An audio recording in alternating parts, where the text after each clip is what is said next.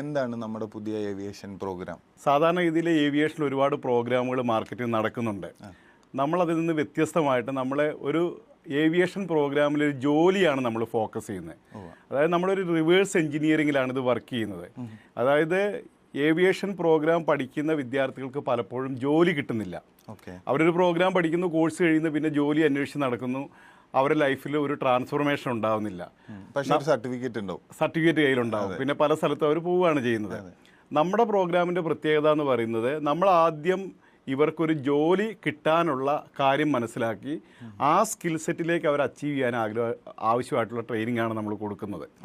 അപ്പോൾ ഇതിൻ്റെ ഭാഗമായിട്ട് ആളുകൾക്ക് തീർച്ചയായിട്ടും ജോലി കിട്ടും.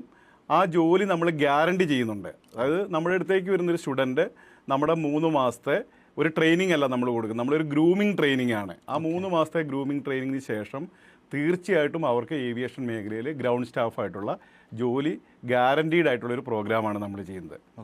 അഥവാ ജോലി കിട്ടിയിട്ടില്ലെങ്കിൽ അവർക്ക് 100% അവരുടെ ഫീസ് നമ്മൾ റീഫണ്ട് ചെയ്ത് കൊടുക്കും. അങ്ങനെ നമ്മൾ ഒരു തീരുമാനം എടുത്തിരിക്കുന്നത് ഈ 100% ഇവർക്ക് പ്ലേസ്മെൻറ്റ് കൊടുക്കാൻ നമുക്ക് കഴിയുമെന്നുള്ള ഉറപ്പിൻ്റെ അടിസ്ഥാനത്തിലാണ്.